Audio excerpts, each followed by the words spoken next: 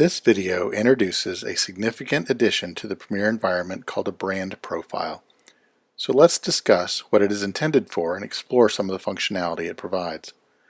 First of all, it's safe to say that some of the features that brand profiles provide may not relate to your particular needs. But even if you don't leverage the content targeting features, it is still important to understand how they relate to your XML files, as they put some additional data elements at your control, if you choose to leverage them. At a high level, brand profiles allow Premiere users to author PI's market copy content, which is a method to send features and benefits and other information at company, part type, product category levels, instead of at part specific levels. To target different sets of product content to different channel partners to meet their requirements. And to support private labeling requirements, which allows multiple brands to be managed within the same Evokat catalog. There are elements in the brand profile that tie directly to values in your XML files. Both ACES and PI's XML files have a header section where elements about the file and company are communicated. The brand profile now provides a way for you to manage these values directly. Providing accurate contact information, as one example, is a critical component to establishing a healthy data flow with your trading partners.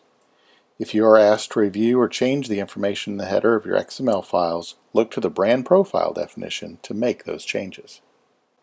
Market copy content is information that can be applied to entire sets of items in your catalog instead of having to author the information multiple times. The PI's market copy data structure can't be sufficiently summarized here, but if you're interested in using these data elements, please reach out to us for more information.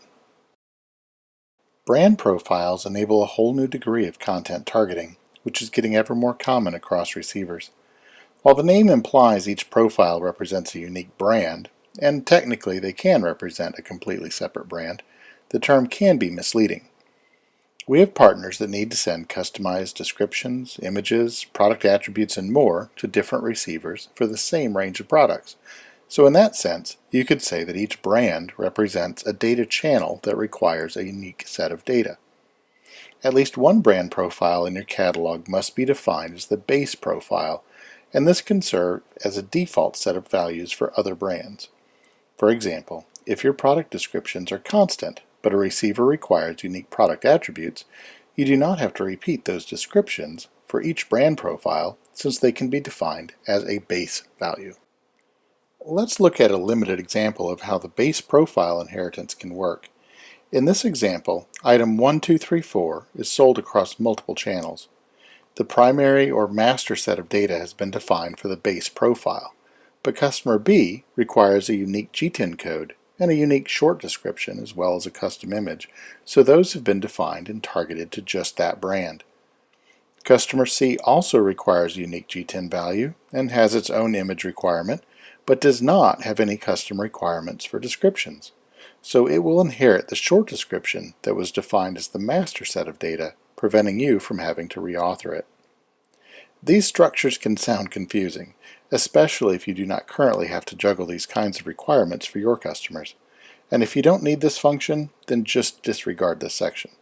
But if you think you have need for this functionality, work with us to set up your data properly, and we will work with you until you're comfortable. Since we're on the subject, let me show you where and how to make basic adjustments to your brand profile in Premiere. Brand profile management is found in the Catalog and Catalog Resources menu. On the first page, you will see however many different brand profiles you have created, and the two most important actions here are the first one, which shows market copy contents, and the third to edit that profile.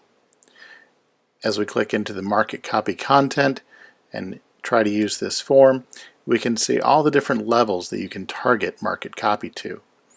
Codes include brand owner, brand ID, product category, part terminology, and more. After defining those references, you can add additional subcodes, and then finally define whether you're adding features and benefits or general copy.